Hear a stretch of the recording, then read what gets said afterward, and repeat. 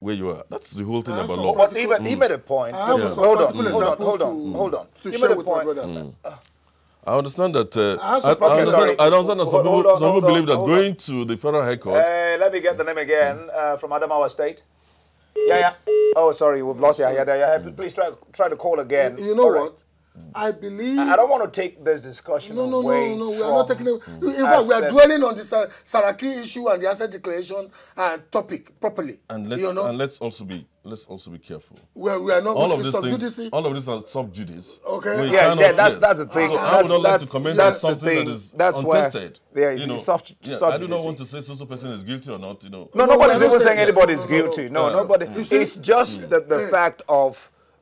Well, that's that again. In contemporary time, the greatest abuse that our criminal justice system has suffered,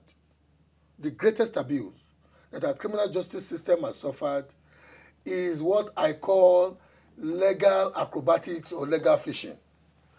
Thank God that we now have a law that, with the proper reforms in the police and the proper reforms in the court and the proper reforms as dictated by that law in the prison system, we now have a law that will help us. Because you know what? If you steal 10,000 naira in Nigeria, it's easy for you to go to jail. Can you do me a favor? Just hold on a little bit. Barrister Lambert from Yobe State, let's have you. Yes. Go on. Hello? Yeah, we can hear you. Yes, thank you very much. Yeah. I have been listening to our discussions. The problem with the Nigerian legal system is this. The Nigerian law is like cobweb. Strong enough to determine the weak, but too weak to determine the strong.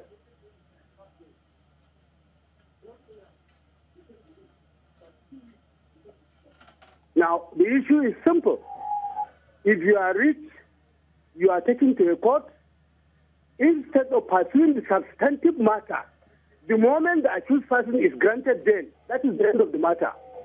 Judges are supposed to be serious enough that once a matter is before a court, the issue of pursuing bail should be a subsidiary matter, pursue the substantive matter. But once if you release a strong person on bail, no matter what the conditions of the court is setting, that is the end of the case. Because we never had a case. So judges are supposed to be serious enough, very, very serious enough in pursuing such particularly cases of politicians. From the time of Obasanjo up to this time, I have never had a case that was taken before a court involving a politician and it has been successfully determined to its logical conclusion. So our law is in shambles. The Nigerian legal system is in shambles. Just as I said earlier, the Nigerian law is just like a cobweb, strong enough to determine the weak, but too weak to determine the strong. Thank you very much. You see, the man has actually helped my submission, but it is not that people like myself are discountenancing the rich democratic value inherent in the submission of my brother. Yes. I am just saying that we have gotten to a level now where, because you are rich, we must not allow you to be abusing the court processes, the criminal justice system. Because barring, as I'm sitting here now, barring Igbinedon, that the conviction was gotten against, Alamesia, and they pled, a kind of plea bargain. And Mama Hebrew, barring those three, you must remember that Ibori faced almost 173 criminal charges in Asabaya. He walked free, Teflon Ibori. He got to the UK, 4 charges. Ibori pled guilty.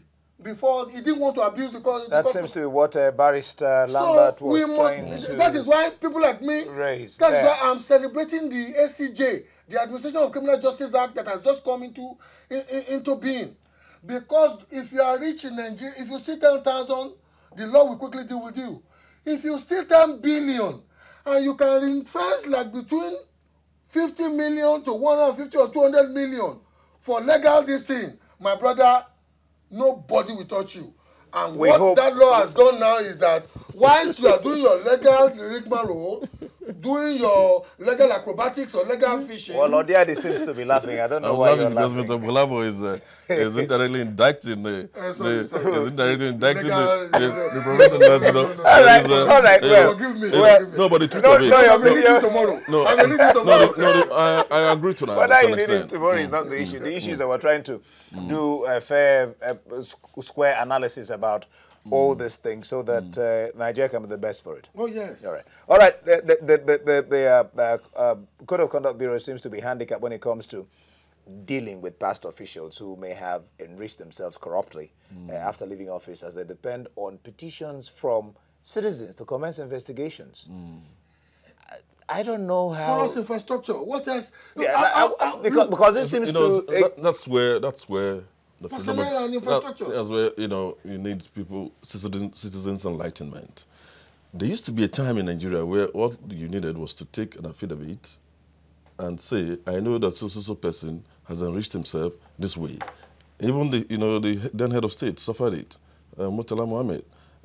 People just go, deposit an affidavit and say, I believe that so person, So we have sort of gone from that side to several obfuscation. The whole place is now so confused. Now the Freedom of Information Act seems to give a window to how some of these things can be done. People, if citizens are aware, if citizens are enabled, they'll be able to step forward and say, I know so senator, he had only this, 4 years' time, he now has this. The question is, not that he cannot have it, but he should explain how it came about. In the context of his... Odiadi, I'm going to get back to you. Hold on, Bola. I'm going to get back to you. Hold on. I have a caller. Hold on. I'm going to get back to you. I'm going to ask you what you mean by the individuals being enabled. And I'm going to look at, should CCB only depend on petitions? Now, I have a caller. Let's just take him. Tahir from Adamawa State. Hello. Good morning.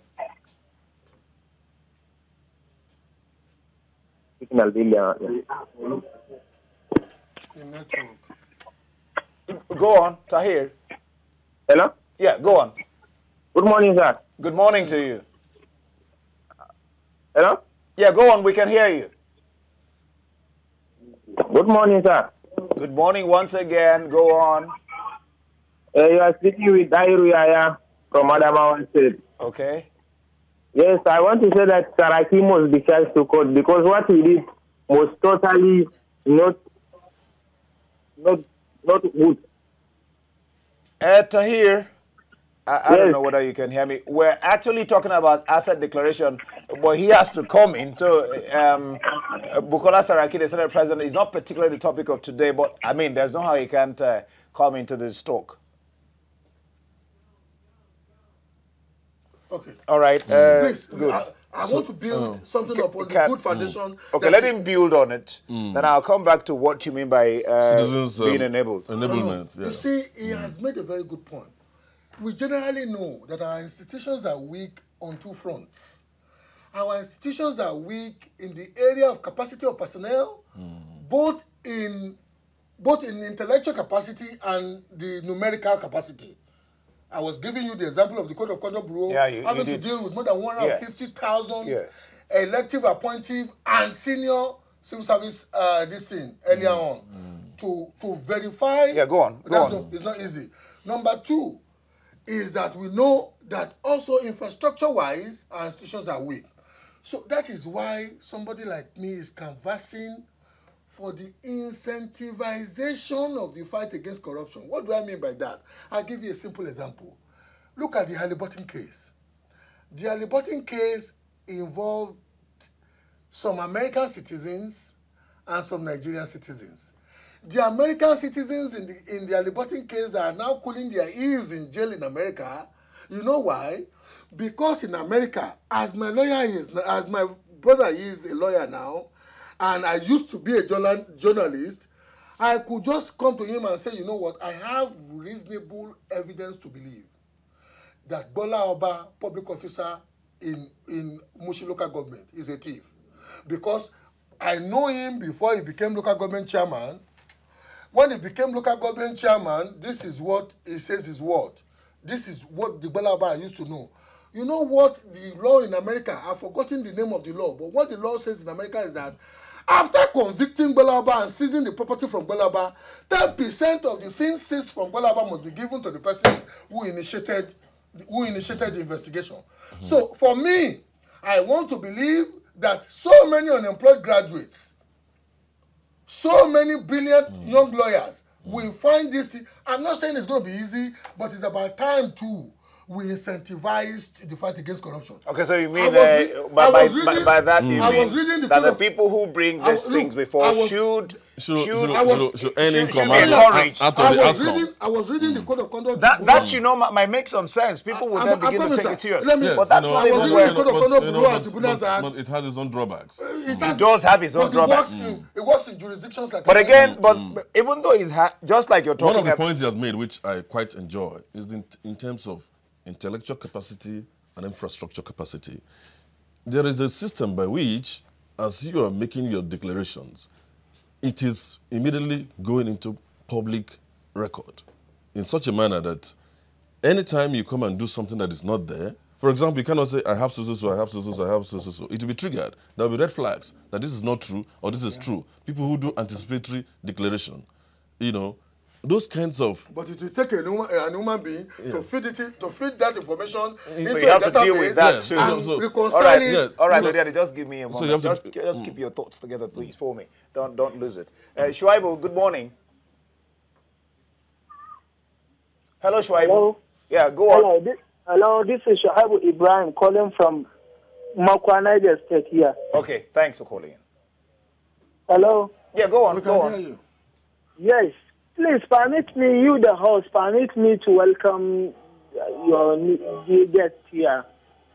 As an issue of truth, they are all doing a wonderful job. And permit me also to congratulate my fellow Nigerians that indeed a new Nigeria has come. All right, Shuaibu, could you just go to the point? Thank you.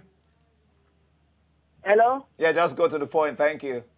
Can you hear me, sir? I can hear you. Go on. Yes, I say permit me to congratulate my fellow Nigerians for a new Nigeria. Okay. As an issue of truth, this is the first time in Nigerian history we have had a number 3%. 3%. Hello? Yes. Oh, sorry about that. He seems to be interested. Yeah. Did you still get your thoughts? Yes, I was saying that rightly, you talked about infrastructure, intellectual capacity. These are systems. If these systems and platforms are in place, some of these problems we're going to have. In the United States that you mentioned, you cannot have an asset that is unknown, that is masked, that is hidden. Your asset is normally under registration. There are several, registers. How do we get that here? That is what it's all part of evolution. We just have to consciously go along the line of building. Some of these things about the digital age is to make these things possible. You can have in this Lagos state all the properties in Lagos state. Land registry. Yeah, land registry which is digitalized. Computerized it. Computerize everything. Yeah. Then you have information, one hand. If I indicate interest in a particular plot of land, my personal data is beginning to go into it. So whoever is making an inquiry about it will immediately see it. It doesn't need to be going into I hope that the people concerned are listening, because it will make it easier for the CCB. Yes. Look, it will. We must realize the fact. But, sorry, please. The other point I was making is, when I talk about citizen enablement, our citizens are not well sensitized as to their responsibilities in the democracy. They do not know the challenge they must put before their leaders. They just are laid back. And the leadership is just there, throwing back whatever it wants. And unless you sensitize citizens, or citizens begin to wake up, because I see that the reason for that, as we're going on now, Nigerians are becoming conscious about the responsibilities, about certain demands they have to place on their leaders. Because they had to keep on harping on the fact that, President, you said you would declare your assets publicly.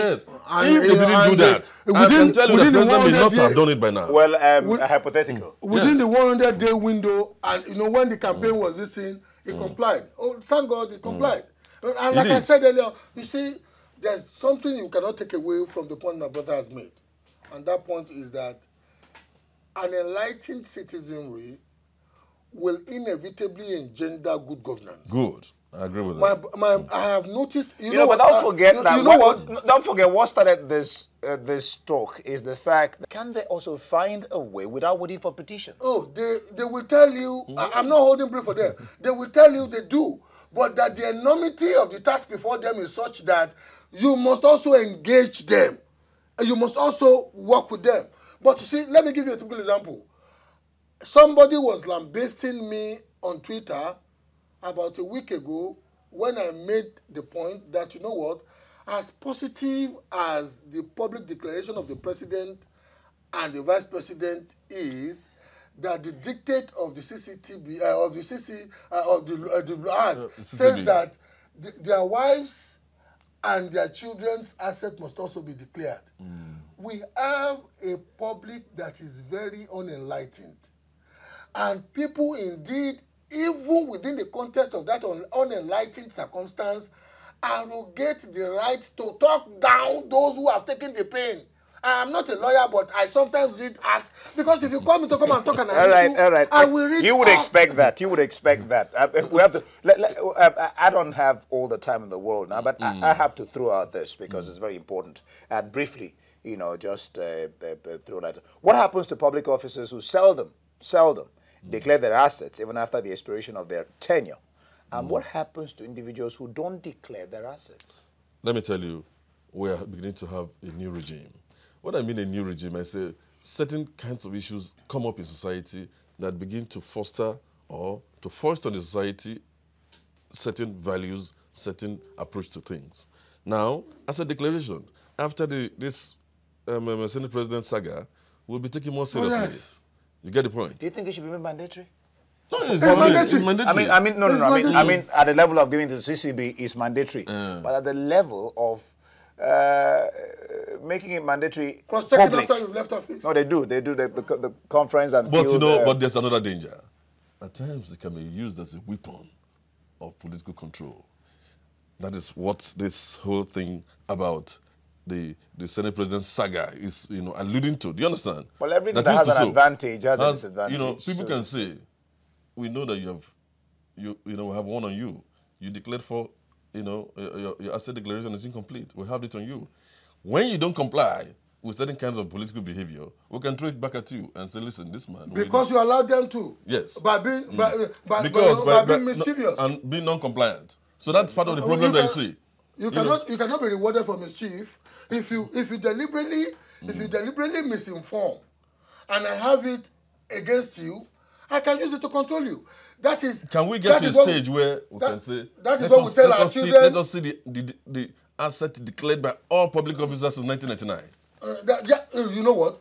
That is why we tell our children. That's why we tell our children. Can we get to that stage? Don't lie, because if you lie, you will need another lie to cover a lie, and you see. Yeah, and it's a spiral. So do the right thing. If you do the right thing. Ab initio from the onset. If you do the right thing. Even when they try to harass you or blackmail you. Nobody will do the right thing. That's true. All right, I'd like to thank my wonderful guests. I add wonderful for them. We've had a very interesting discussion.